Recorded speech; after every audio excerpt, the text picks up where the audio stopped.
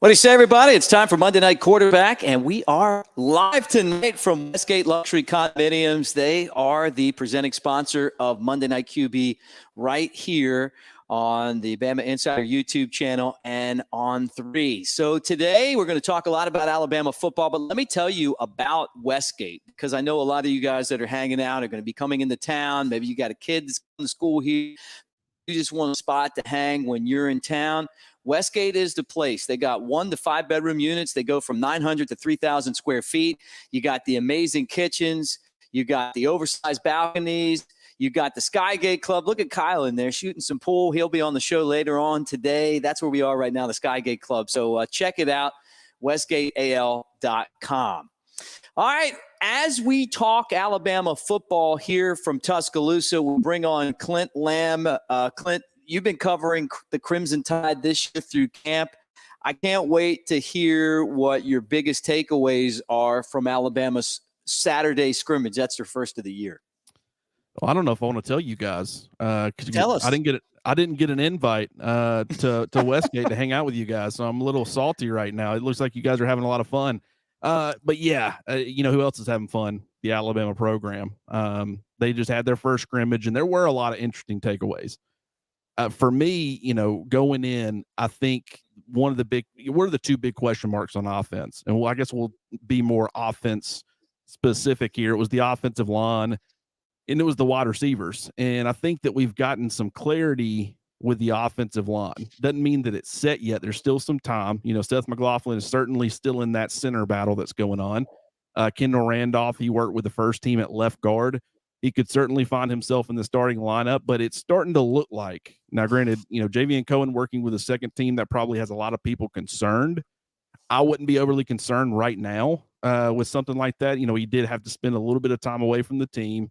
Could just be kind of him working his way back, you know, to that first team unit. But you look at, you know, Tyler Stein, who I think is, you know, coming in being Vanderbilt's former left tackle. He also played some right tackle, has that positional flexibility to play either tackle spot. You know, from what we've been hearing, he's pretty close to locking up that job. And I think that was one of the big question marks that a lot of people had.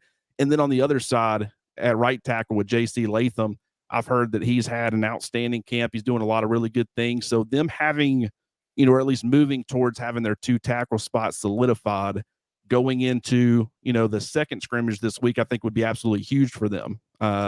And really, you know, Emil Ekiyor Jr., he's probably going to be a starter. Like I said, Javian Cohen is probably going to work his way back into the starting lineup. Wouldn't be too concerned there. And then also, you know, Darian Dalcourt being there at center. That's another one who it's trending towards maybe him being the starter. That's probably still the most wide open position in my opinion.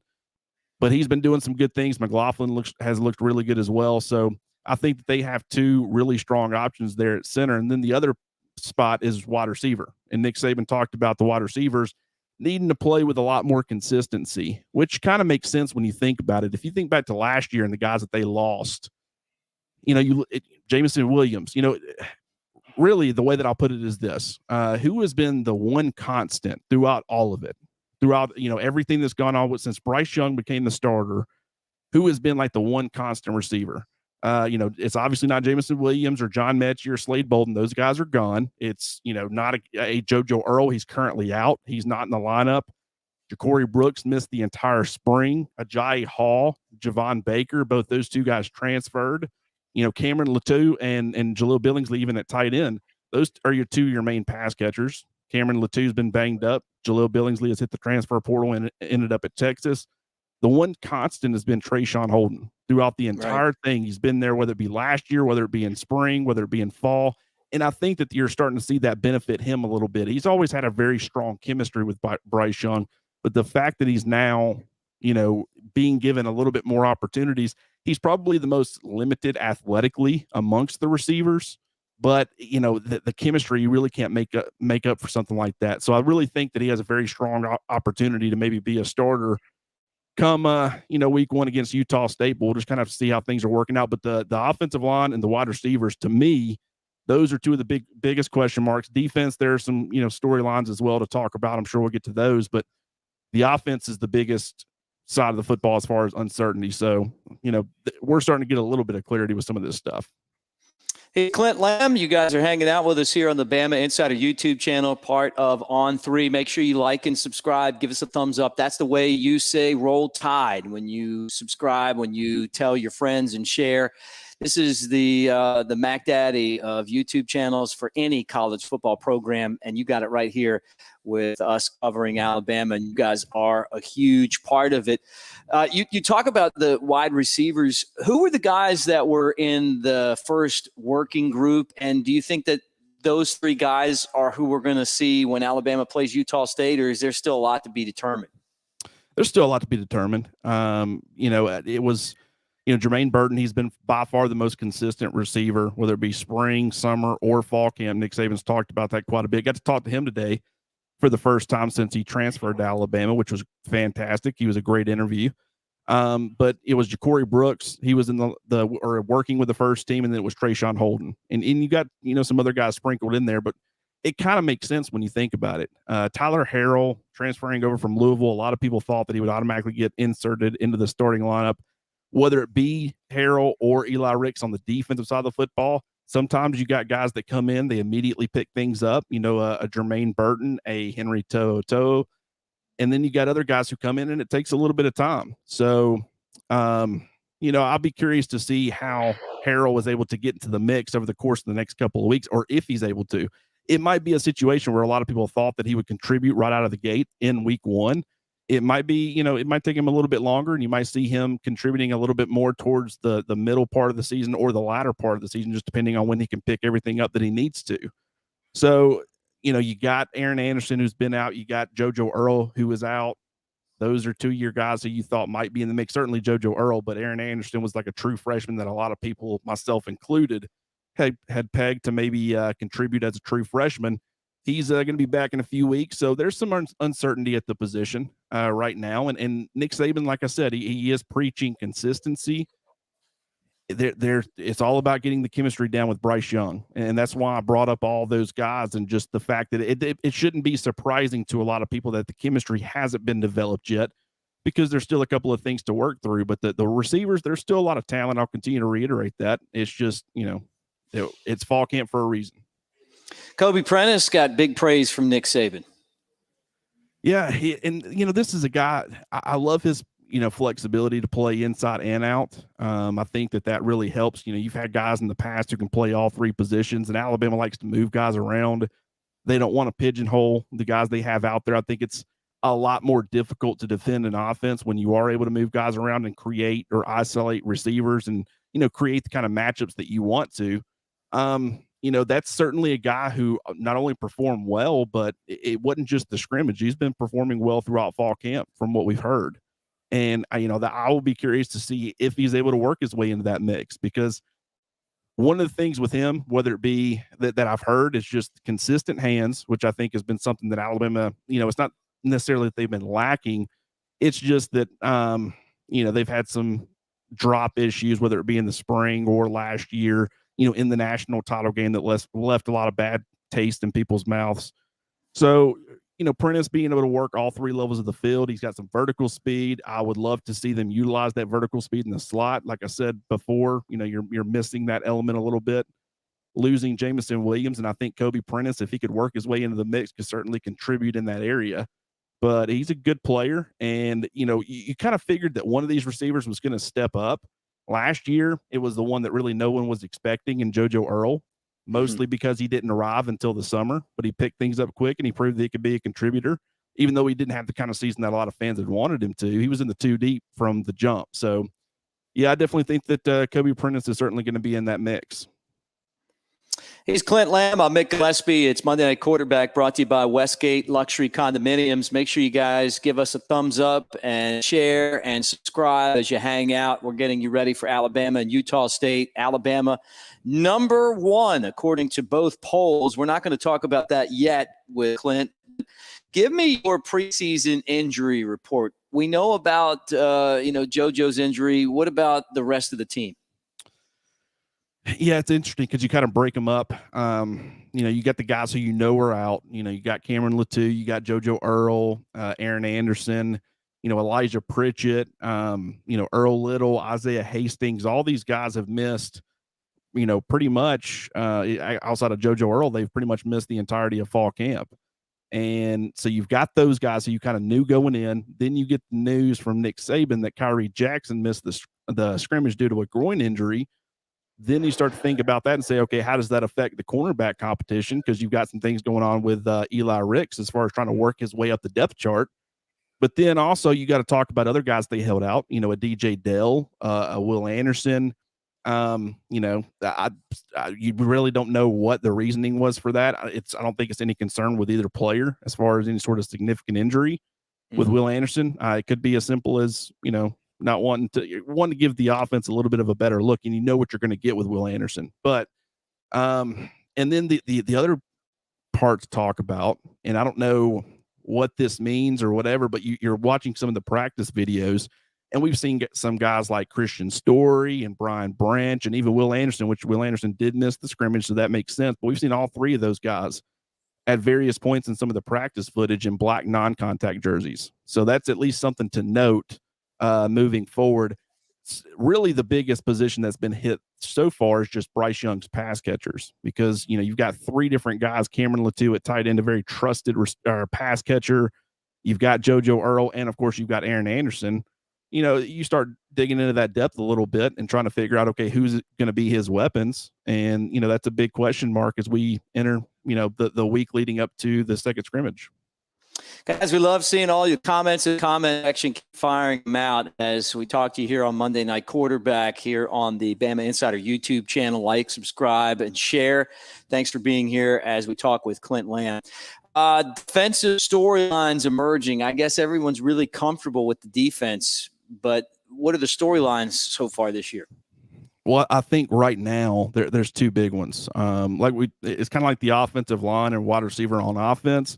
The defense is a lot more solidified. We know a lot of the guys who are going to be contributing at pretty much every position. Now, there's still a couple of position battles to look out for, but I would say that the two biggest, storylines, at least coming out of the first scrimmage, was the interior defensive line and the cornerback competition that's happening.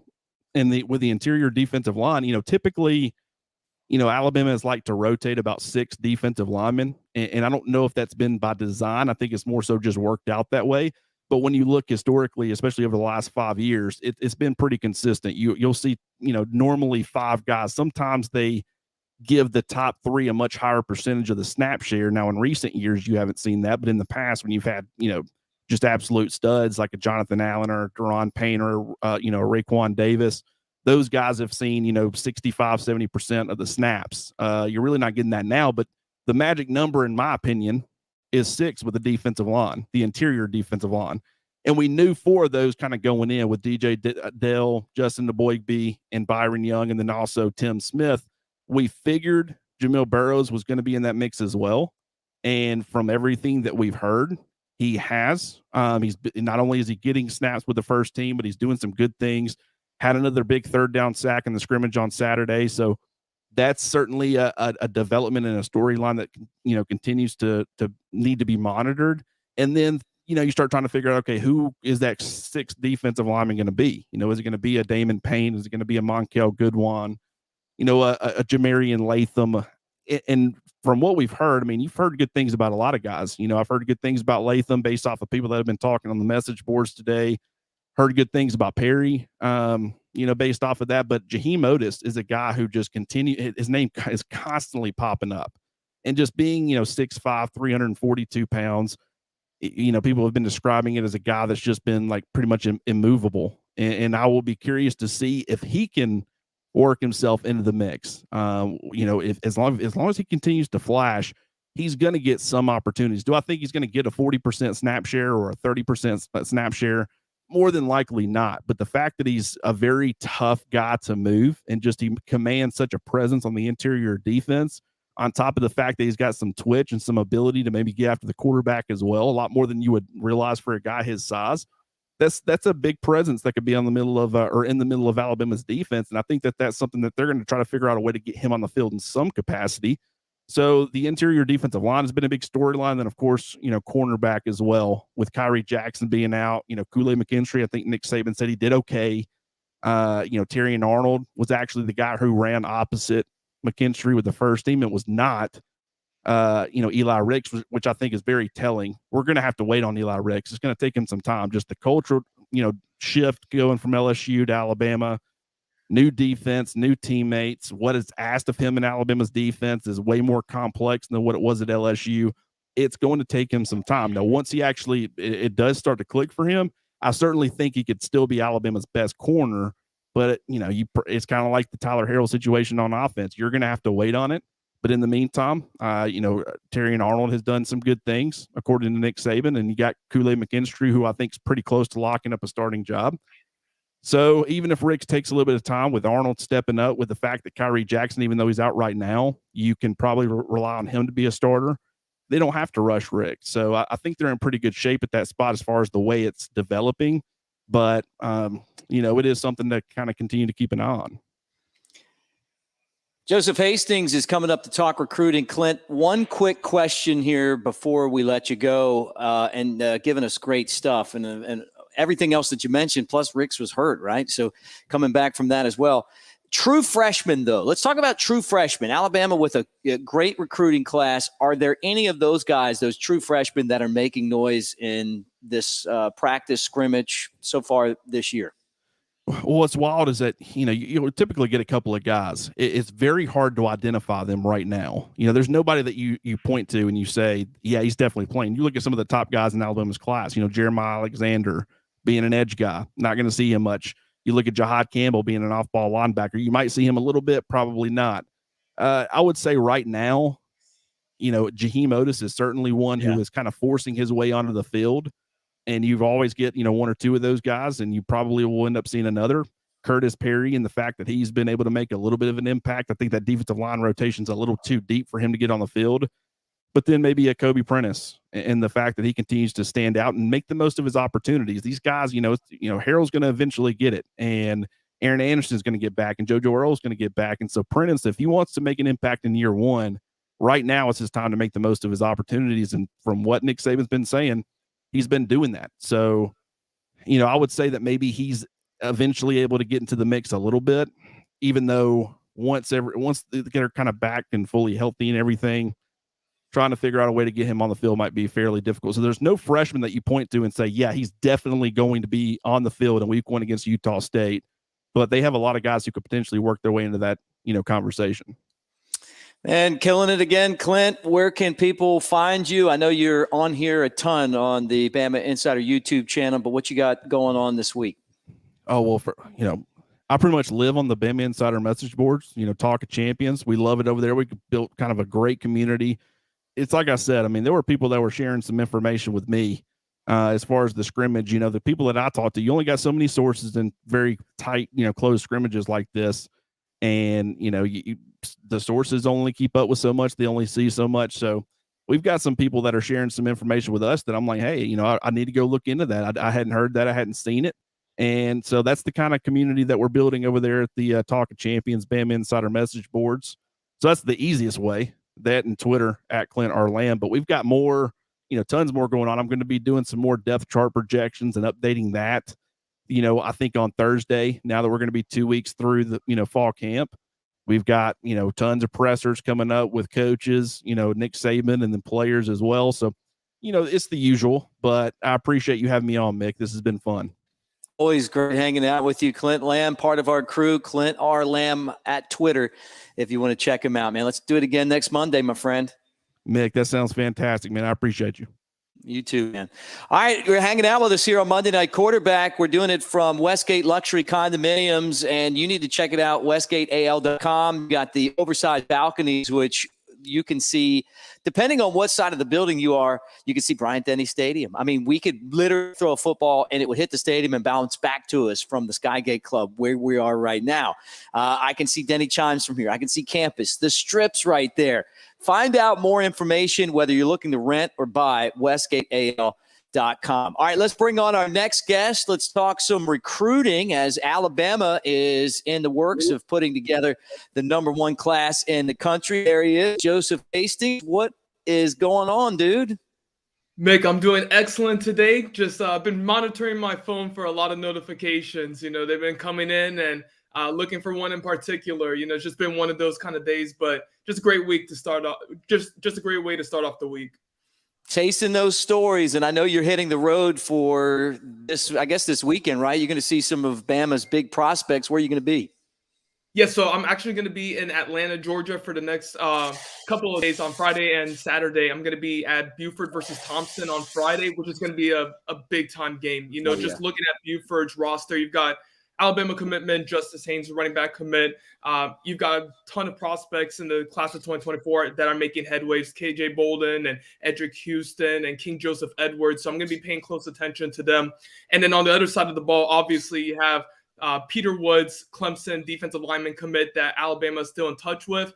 And then also Tony Mitchell, Crimson Tide commitment, as well as some other rising stars as well, like Anquan Fagan's 2025 defensive back that Alabama has offered. And then looking over to Saturday, I'm going to be at Mercedes-Benz Stadium. That's going to be a great opportunity to see the Corky Kell Classic kickoff. There's going to be 4 games that day. I'm going to be attending Brookwood versus Norcross, which is going to feature Alabama quarterback commit Dylan Lonergan. And then on the other side of the ball is going to be tight end Lawson Lucky, who's committed to Georgia, but took an official visit to Alabama a couple months ago in June. So I'm going to look to catch up with him as well if possible. And then later that day, Saturday at 7 p.m., I'm going to be watching Mill Creek versus Walton. Mill Creek has 5-star safety and Alabama commit Caleb Downs, who's one of the best overall prospects in this class, in my opinion. I think he honestly has a case to be the #1 overall player in the 2023 cycle. I've seen him a couple of times in person. I love everything that he brings to the table. You see his measurements there. He's 5'11 and a half, 195 pounds, just really built well, can play multiple positions. He can play the outside boundary, the nickel spot. He can play in the box as well as kind of a linebacker, free safety, strong safety. Anything that you want Caleb to do, he can essentially do. And he even plays on offense too, wide receiver, running back, quarterback, pretty much anywhere besides the defensive line and offensive line, you can put Caleb at. I'm just really excited about this upcoming trip, and we're going to have tons of video, interviews, everything that you guys would want to see from, these games that we're going to be coming up. Guys, give us a like, subscribe as you hang out, share as we talk here. Bama Football Monday Quarterback on the Bama Insider YouTube channel with Joseph Hastings talking recruiting. Joseph, they call it the Great Wall of Bama. And Raymond Polito is jumping on board. What's your take? So Raymond Polito is actually an interesting prospect because he transferred to St. John Bosco, participated in spring practice, but is actually going to be unable to play with them this season and is back at Apple Valley. But by transferring to St. John Bosco, he was able to get himself on the national radar, and Alabama was one of those schools that identified him. They extended an offer in March, but they wanted to see him in person, and they got to do so on June 8th. Really impressed the Crimson Tide coaching staff, Eric Wolford and company, with his performance at that camp on June 8th.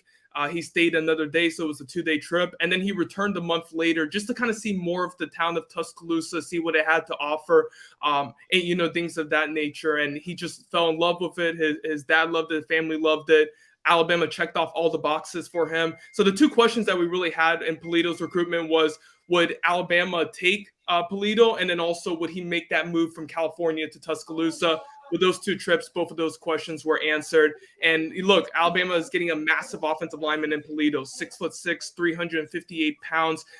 His coaches, I got to speak with his head coach and his offensive line coach, and they said he's a monster and just an animal. I mean, both of them were saying that, just absolutely raving about him and his mentality, the physical nature with which he plays with. You just gotta love everything about Raymond Polito, even though he's not that 5-star prospect that Alabama was hoping to land in, or Alabama fans were hoping to land in Caden Proctor or Francis Maligoa, both of whom committed elsewhere. They love Polito's game. They think he's one of the top guards in the nation, even though he's listed as an offensive tackle. They're recruiting him as a guard. They just love everything about Raymond Polito. And Alabama's offensive line class is just really blowing it out of the water right now. It brought on a new coach, and it just seems like they've had as much momentum as any spot that Nick Saban's tried to recruit.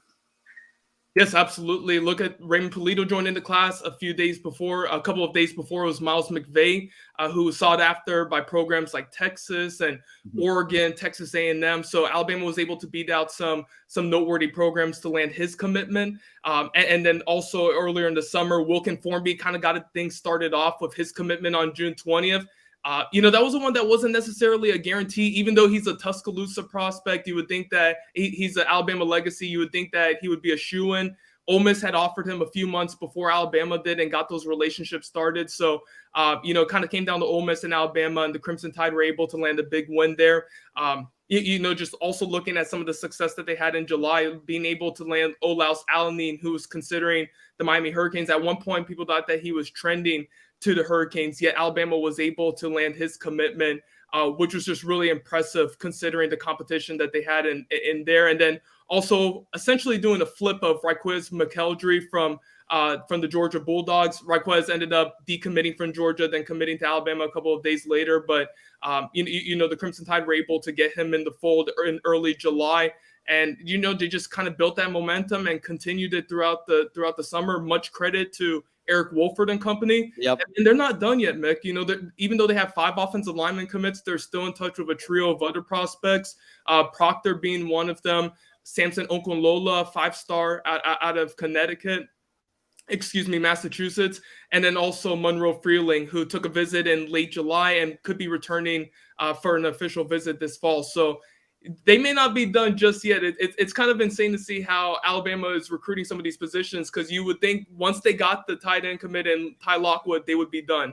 No, they're still recruiting at the position. You would think offensive line, they're done. No, they're still recruiting to position. So, just really interested to see how things play out with 20 commits in the fold thus far. All right, so we talk about those guys on the offensive line. Who are the prospects we're watching that could commit next?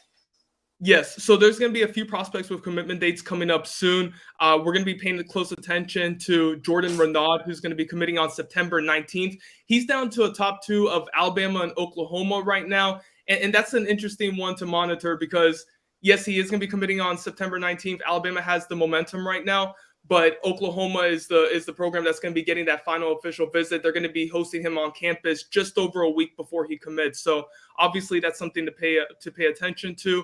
I'm still sticking with my Alabama prediction. I made that in April. I think Renaud loves everything about the Crimson Tide. I think he loves the development of the defensive line. His former teammate Jamarian Miller goes to Alabama. He's a running back signee from the 2022 cycle. Yes, absolutely. And Kyle out there. Kyle out there. You just keep doing your thing.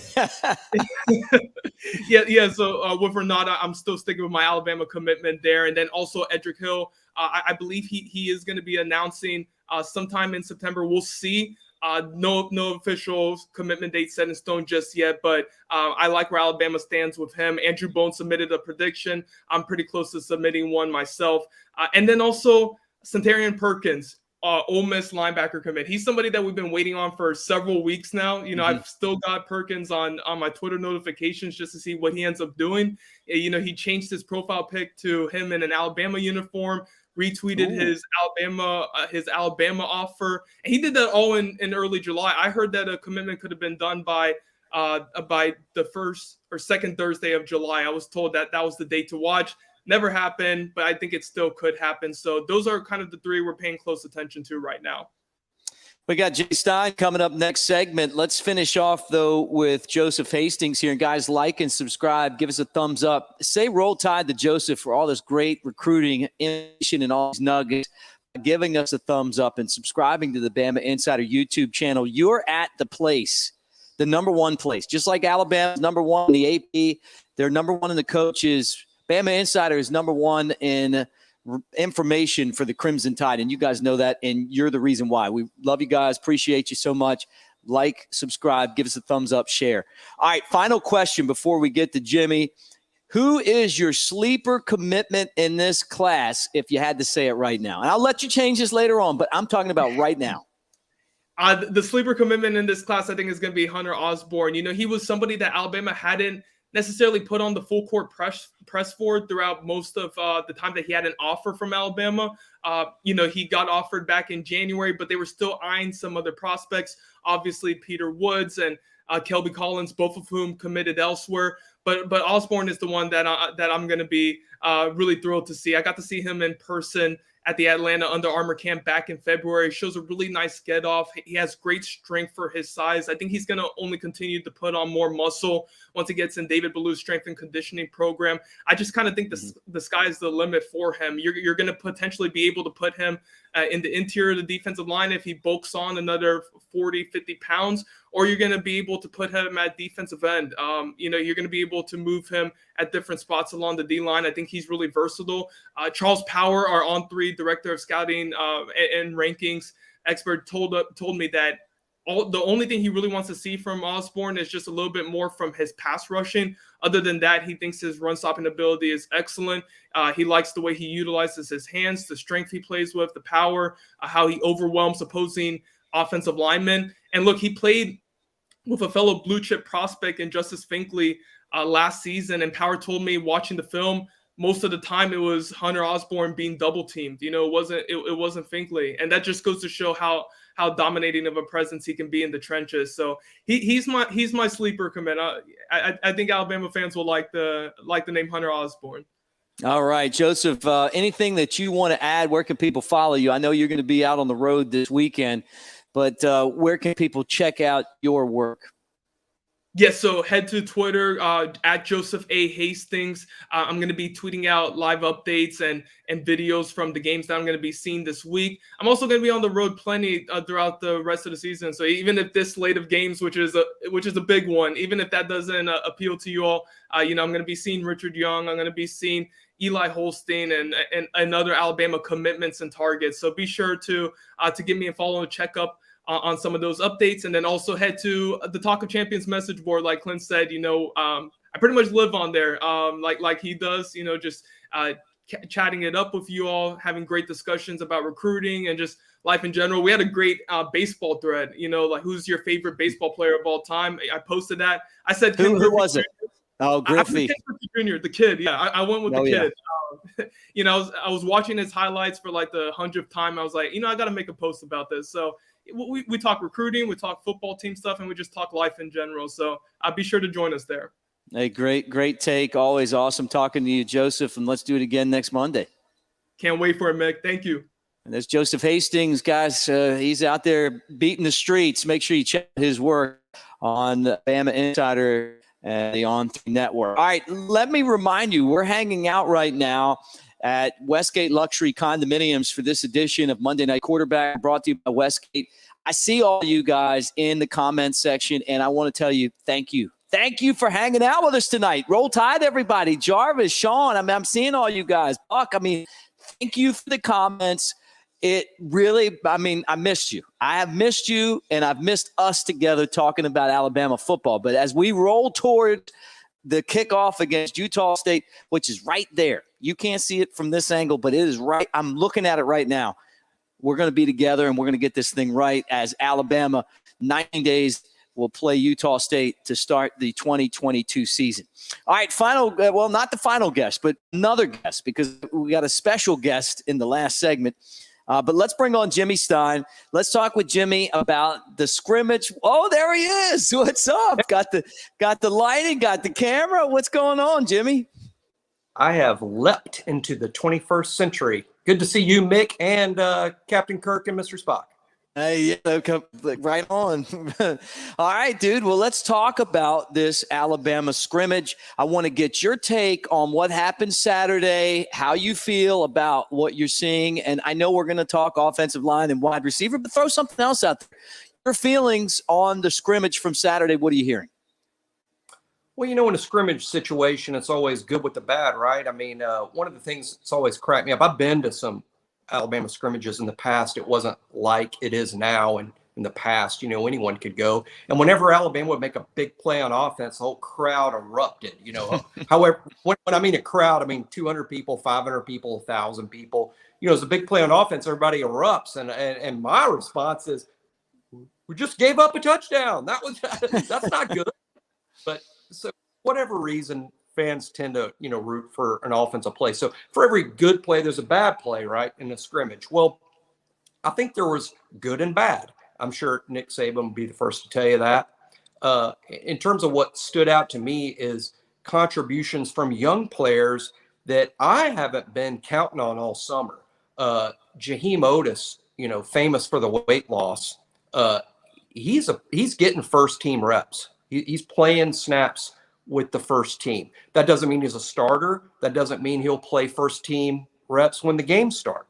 But the very fact that despite a pretty crowded defensive line room, a true freshman's already getting snaps with the ones, that's pretty impressive. Kobe Prentice, who Nick Saban himself named, in his press conference following the scrimmage, that's a surprise. Not that we should be surprised that Kobe Prentice is doing well, but Alabama signed such a great group at wide receiver.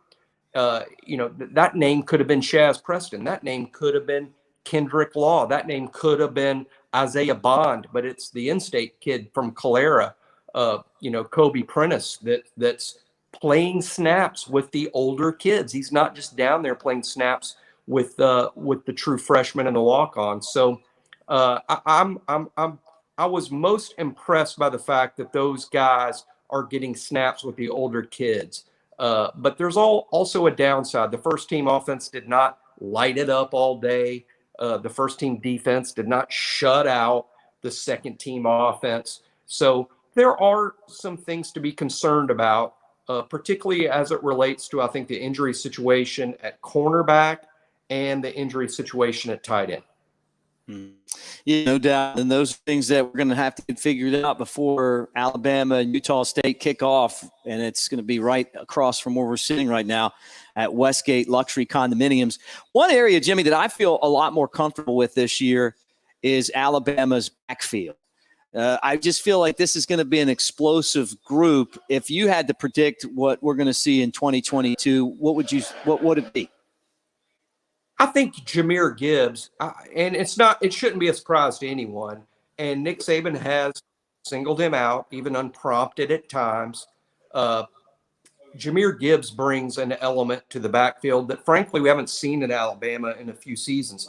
The last couple of years, Mick, Alabama's had a big Najee Harris, a big Brian Robinson. It's been a chains moving back, but not someone likely to hit a home run. I'm not being critical of Najee or B-Rob, but let's be honest. If you're an Alabama fan that was on the edge of their seat the last 3 or 4 seasons waiting for a 75-yard touchdown run on a handoff, you were disappointed because that just didn't happen. And again, it's not like a knock on those guys. It's just not what they do best. Well, that is what Gibbs does best. He's a home run hitter. He's going to make the big play. He's going to catch the ball. I think what's going to prove over the course of the season, Mick, is that Bryce throwing the ball to Gibbs in any number of ways, whether it's a check down, whether it's a screen, whether it's a wheel route, but Bryce throwing the ball to Gibbs, I think will be the bread and butter play for the offense all year. I think it's what Alabama do when they need something, when it's 3rd and 6 and 3rd and 7 and you got to have it, or you see the defense line up a certain way and you're like, hey, we're throwing it to Gibbs here. It's going to be a big play. I think the bread and butter play for Gibbs is going to be a throw to Gibbs, no matter where. All right, we lost for a second. And he was talking about Jahmyr Gibbs. And don't forget about Jace McClellan and Roydell Williams, also guys that we're expecting to contribute this year, home run hitters. But I agree, though. I mean, when I looked at what Alabama did a year ago, Brian Robinson, I'll tell you what, the thing that he did really well was not turn the football over. Najee didn't turn the football over, but Gibbs is a home run hitter. I think that it's going to make such a big difference for the Crimson Tide moving forward, and it really is exciting to kind of see exactly what we're looking at moving forward with this team. But, I mean, Nick Saban has talked a lot about these guys, and I just feel like it's kind of like this running back group is going to be one of the big spots on this team that's going to be a lot different than last year. Thanks you, Sean. I know it's facts. Like when you have a guy that you can hand off and the guy's going to go 75 yards, it's going to be a lot different than a guy that you hand it off to and he runs over 2 guys and goes 10 yards. I mean, it's just a different look. So anyway, waiting on Jimmy to get back. I do have another special guest in here. I mean, I don't know. Is he ready to come on? I mean, should I do a read? Put a headset on this guy? Jimmy disappeared. He's just off. So now I got to move over and bring you on, man. Let me give you take this chair. Is Jimmy back? No, it's just this is all in. Let me turn. Now I got to turn you up. Now there he is. Test 1 2. What's up, dude? What's up, man? I wanted Look to, at this guy. I wanted to sit outside because I wanted to smoke a cigar. I know, but then the rains were coming. But I guess it didn't really rain here. But it looked like we were going to get a lot of rain. Can you see me? Am I clear to you? Yeah, just kind of. I'll turn you this way. If you guys are Tupac fans out there, you know what I'm saying. Can you picture me rolling? Yeah, I know that one. I remember when that came out. Well, let me get your take, man. I mean, like we're talking running backs. I feel like this is going to be just such a big-time running back group for Alabama. Not just Gibbs, though. I mean, I feel like McClellan. I feel like Roydell Williams. I mean, I just think that this is going to be a home run crew. Yeah, well, I think with the addition of Jahmyr Gibbs, I mean, he's going to be something that Alabama fans haven't seen since, I guess, Kenyon Drake. I was asking a lot of people who have more experience than I at the running back position, who does Jahmyr Gibbs remind you of in terms of a running back that brings speed, power, agility, quickness, everything that you want within a running back that has that home run hitting ability? And a lot of people were saying Kenyon Drake, so I guess that could be a fair comparison. And I think when you have a running back that can not only catch the football out of the backfield very well and who can explode on every single play, that's going to open up the offense even more. And I think you hit the nail on the head when you look to the running backs behind Jahmyr Gibbs, Jace McClellan, Roydell Williams, Jamarion Miller, Trey Sanders. I mean, that's a loaded arsenal of running backs. And I think a lot of people get caught up on just the starting running back, the starting player, when we all know it's a gauntlet of a season. It's a grind of a season. And you need a fully loaded arsenal of running backs to contribute at this level. And if you really want to make a run at the title, I mean, we saw the injuries that happened to Alabama last year at the worst time. So you have to make sure that those guys are game ready. And I personally am really excited to see what Gibbs does at Alabama. I can't wait to see him kind of in open space and kind of that speed that he has. Yeah. Maybe even returning kicks, Coach Saban recently said. So I'm on the Jahmyr Gibbs train. I can't wait to see what he can do for the Crimson Tide. All right, we're hanging out at Westgate Luxury Condominiums, and we're here in the Skygate Club. And Reagan from R&R gave you this for your locker. You know, your game day locker. Look at this. It's Ezra Brooks, cast strength. This is single barrel. And, I mean, this is the kind of stuff you put in those lockers for game day. Yeah, absolutely. You have to. Where are the cigars that we had? We got cigars. Yeah, but I don't see Where'd you put it? Where'd you put your cigar? No, I never got it. You never got your cigar? I didn't give it to you? I never got it. Well, hand me that back. I got it right there.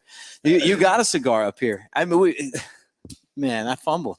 So the thing about, I mean, here, you talk. I'm going to get you a cigar. You tell these guys what's going on. Let me just throw it out there.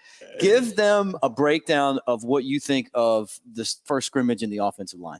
Well, first of all, I have to say, I appreciate Westgate for putting us up here. I mean, Westgate just, a field goal kick from Bryant-Denny Stadium. And I think when you take away from what we learned at the scrimmage, I mean, what could we really learn? I mean, it's a closed practice. It's an elevated practice. Here's a cigar that I got. But I think you look at the quarterback play goes, beyond Bryce and what Bryce is doing. We all know what he's capable of. But when I look to the quarterback room, and I've said this before, I think this is a different year because Alabama has a quarterback behind Bryce that can contribute at a very high level. I think Jalen Milroe, what we continue to see from him is a lot of progression. Coach Saban, from what we gather, put him in some good situations during the scrimmage. And then behind him, you have Ty Simpson. And I think one thing about Ty Simpson is the ability that he has in terms of athleticism. So I think you're not going to lose that after Bryce, whether it's Jalen Milroe or Ty Simpson. You're going to have a quarterback battle. And then you look to the quarterbacks behind those two guys. Joseph Hastings said that he's going to get a chance to see Dylan Lonergan, coming up pretty soon. So I'm excited about the quarterback room beyond Bryce. And I think it's important to get those guys ready for that particular position, of course. And, Jalen Milroe, I think, is a guy from, talking with Reagan, just recently, Arnar Cigar, give a shout out to him, follows Alabama football. He said he said this. He said that Jalen Milroe, he was like down on the field next to Jalen Milroe. He said that Jalen Milroe was probably like 230. Oh yeah, built like Derrick Henry. Yeah. I would have liked to see Jalen Milroe, and I'm not just saying this because Jalen Milroe has an athleticism, and can run, but I think that Jalen Milroe, if there was ever a need for a wildcat position, it wasn't Slade Bolden.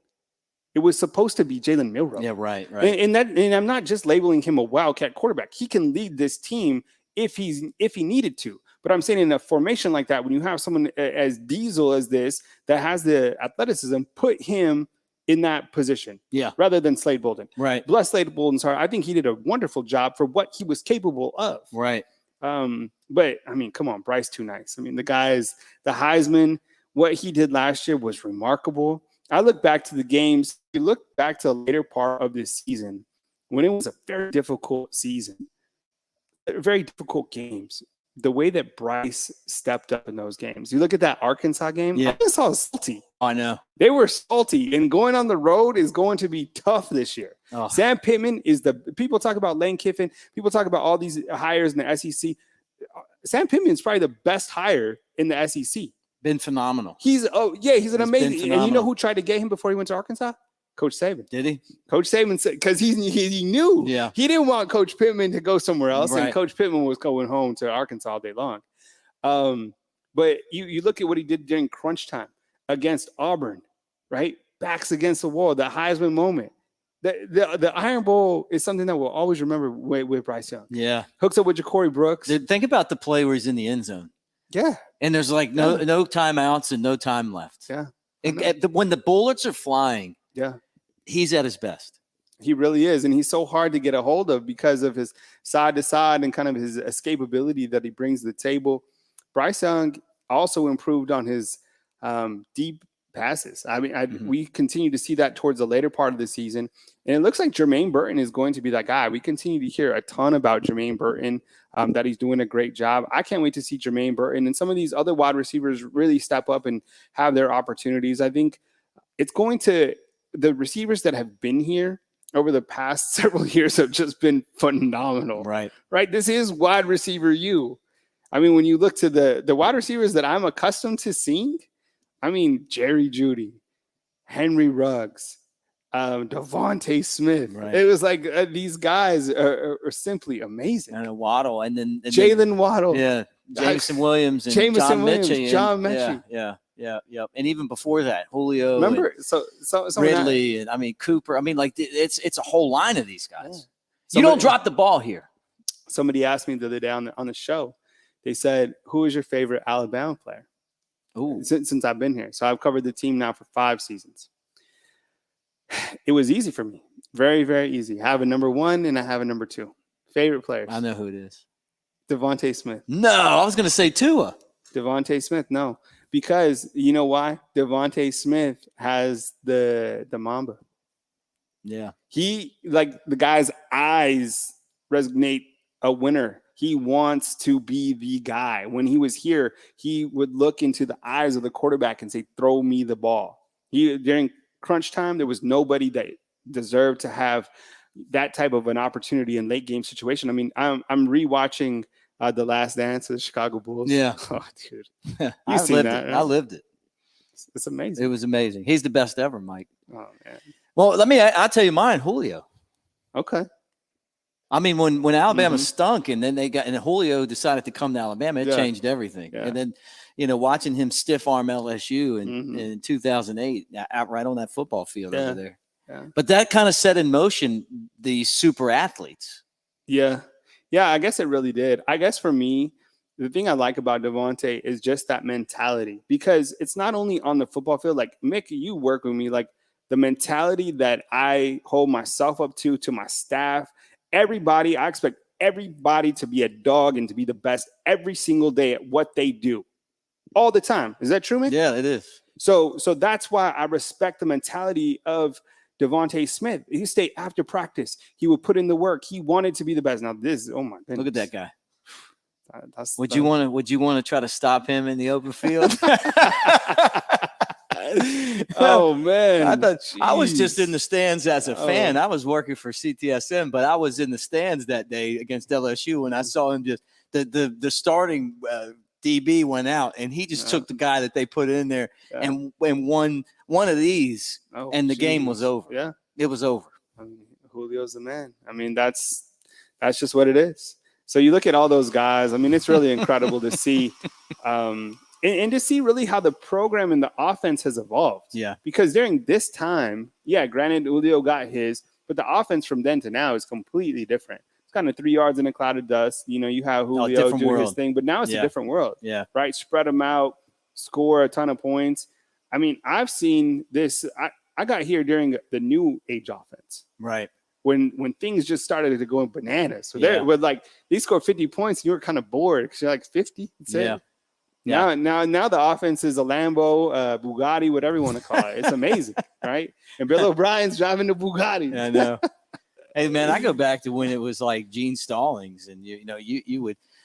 I was hanging out with a couple of the guys that played for Louisiana Tech in '92, and they were talking about the game against Alabama, and Deuce Palmer ran back a touchdown from 13-7, right? And they're like, there was holding on that play. There was holding. They didn't call it. I'm like, that was Alabama football, man. Like, it was like every game, like you'd play Vanderbilt, and you guys know what I'm talking. Sean, you know what I'm talking about. It would be like, you'd be biting your nails until the fourth quarter. And now it's like, it's a track meet now. Yeah, it certainly is. We see all you guys inside the comment box. Thanks for joining us tonight. We appreciate it. I was going to be on the show at some point, but I want to give Clint Lamb, Joseph Hastings, Jimmy Stein, because we blended, and those guys have done a great job. I like Clint in that leadoff spot. I think he does a great job getting the party started. Joseph Hastings, he's been a welcome addition in terms of the recruiting. So you have Andrew, who's so tenured and knows everything about Alabama football and has these sources that, I mean, nobody beats Bone, right? But then you have Hastings, who's very versatile and is able to get to different places. So you need those different elements. Jimmy Stein, a wealth of knowledge, and of course, all the stuff that you bring. So the Bama Insider crew, fully go.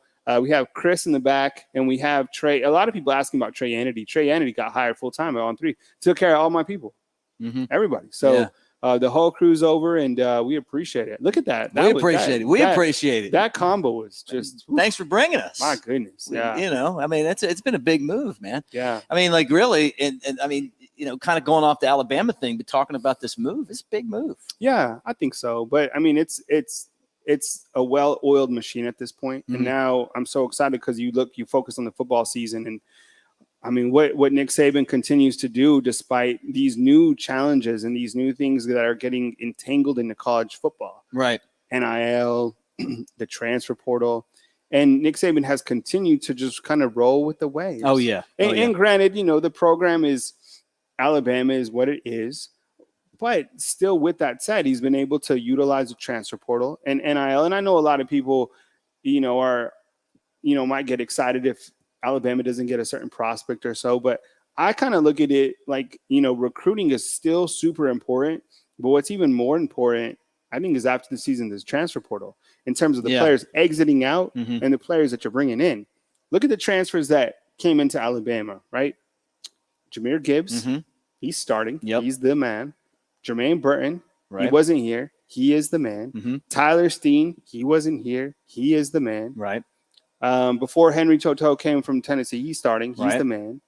I mean, so the list goes on. Eli Ricks, he's still trying to cut his teeth and still trying to, I guess, learn the playbook or whatever. He's been hurt too, though, right? I mean, yeah, a little bit. Yeah, but I mean, some of those guys are corners. It's gonna be tough to get out there. Terran Arnold's, I mean, looks like he was repping with the ones. He's a freshman redshirt from Florida, Tallahassee. Man, he's good. He's really good. Kool-Aid, you saw him last year. Yeah, well, I know Kool-Aid. Kool-Aid. I mean, that we're just never going to get a better name than Kool-Aid. Huh? No, you love Kool-Aid. I mean, even no matter how he plays, just because his name's Kool-Aid. Yeah, I think Tony And Tony was the only guy that we didn't bring over. We wish we could have had Tony. I mean, he's such a great worker, and I'm glad that things are still working out for him with Rivals. Oh, yeah. Still doing his thing. He's such a hard worker. But Tony asked him the other day, he would ask like Kool-Aid what his favorite drink was or his favorite Kool-Aid was. It was so funny. I loved it. And he said pink lemonade. Pink lemonade Kool-Aid? Yeah, so pink lemonade. Yeah. I would not have thought that. Yeah, it's all good. We talked about this? What's your favorite? Man, just Hawaiian. It's been a while. Hawaiian punch? Boom. Yeah, you can't go there. Yeah. That's good. So, we see you guys in the comment box. We appreciate you guys being here.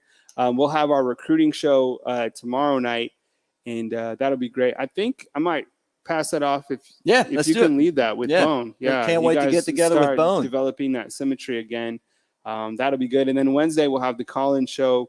We have Nick Saban on Wednesday in the afternoon, so there'll be some good dialogue for him after. And then Coach Saban again will speak to everybody following the second scrimmage, which will be this Saturday. So we got a ton going on. And then, of course, I'm telling you, the best coverage is going to come here pretty soon because the high school football season has started. And one thing that we haven't had in the past is really a guy with boots on the ground. So that's where Joseph Hastings is going to come. Yeah, so he's going to see, I believe, 5 guys that are committed to Alabama, plus Peter Woods, who, Alabama fans would still like to see come on board.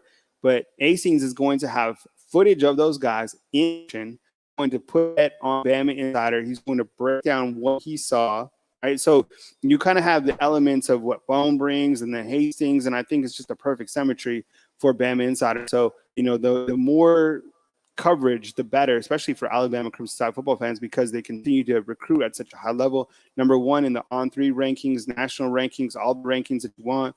The offensive lines that they've been adding have been amazing. Yeah, right. I mean, it's a great wall of Bama. I know. Right? I mean, it's really been amazing. Kudos to Eric Wolford, the new offensive line coach, who people are really excited about. And I think, we'll ask Bone tomorrow kind of what the numbers look like. Hey, check this out, Pinnacle. What's up? Bo Jackson, okay? This is interesting. So Thursday night, my son Caden, he's playing in McEldory. Isn't that that's where Bo Jackson? Yeah, McElroy. Yeah. Yeah, that's where is McAdory. McAdory. Yeah. That's where. So Bo Jackson played there. Yeah. All right. So I'm going. Maybe they have like a statue or something like that. I remember hearing stories about Bo Jackson playing baseball and hitting balls like 450, 500 feet in high school at McAdory. Would you say he's the greatest? He's the greatest athlete I've ever seen. I was at a game as a kid, and he called timeout at Memorial Stadium in Baltimore, and they pitched it, and he hit a home run anyway. Yeah. I mean, it was like, 3-run homer. Bonos. Yep. Did you have the poster? Oh, the long one when he was in Kansas City, and it was like of course. That was before, I didn't realize at that point that he was an Auburn guy. I just know him as the Kansas City Royals outfielder. Yeah, and the guy that was on the Raiders was so good. Yeah. Well, anything else, man? No, man. I think we close it up. I think we let people, get their next couple hours in and prep for a productive Tuesday. But we appreciate you guys being on here. This is great. I mean, the whole Bama Insider staff. I even see my own Kyle Henderson down here. Yeah, you're in there. They can't see that. The studio's there. Look, the studio's there, but I'm not there. Look. We'll throw you up there. Oh, there you are. The studio. What if you popped in there? Yeah, that'd be weird. Or Caden. Caden come on there. Like two Kyles at once, man. I'm glad you joined us today, man. Yeah, absolutely. I got a chance to shoot some pool and hang out here at Westgate. So before I get off, though, I got to tell everybody about Westgate. They got the 1 to 5 bedroom units, the oversized balconies, the Wolf and Sub-Zero kitchens. Like you can rent them, you can buy them. If you got, you want a spot to come when you're in town, maybe you got kids coming. I think this place is awesome, man. Yeah. So the thing is, okay, I know it's tough to get here during the game day weekends, right? A lot of people just don't roll like that. However, if you come in during a non-game day weekend, any other time during the season, you can stay here at Westgate. You can just rent it like a hotel room. Nice. And I would much rather stay here than another hotel out here in Tuscaloosa. I mean, look at the facilities. Chris is doing the tour. Chris, yeah, keep showing them. So this is the upstairs. This is the sky deck, and you can go outside and you can hang out. I was planning to smoke a cigar out there. Literally, Bryant-Denny Stadium is just across the street. So when you're up at the sky deck, you can overlook the Walk of Champions, which is really cool. Yeah. They have lockers for all your stuff right here, and the like this. This is what the lockers for, right here. Yeah. You just keep talking. I'm just going to show you. Thanks, Reagan, again for the shout out. We're But going to crack no, this open. this place is really great. Tell them Bama Insider sent you. Chris is going outside to kind of show you more of the sky deck. It's great. They do catering and all that stuff out there. I mean, you can't beat it. So Westgate Luxury Condos, check it out. Especially when you come into town, come here, stay here, enjoy yourself. Great show, Mick. You did a great job, man. Hey, thanks, man. Great to see you. Look, when we put this in Kyle's locker, we're going to lock this thing up where you can't get it, but you can go by R&R and buy yourself one. And I love the single barrels anyway. We got the cigars, we got the bourbon. I guess it's kind of time for us to say goodbye to all of you guys for right now. Bone and I will talk recruiting with you guys tomorrow. We got a whole bunch of shows going on. When Nick Saban speaks, you know, this is the place where you're going to hear it first and you're going to hear it best. When we got a whole bunch of stuff coming on this week, and we're leading you right into Utah State, man. Yeah, it doesn't stop. Hit the thumbs up, like, subscribe, fam. We appreciate you guys more than you know. From beautiful Tuscaloosa, Alabama, this is Monday Night Quarterback right here on BamaInsider.com.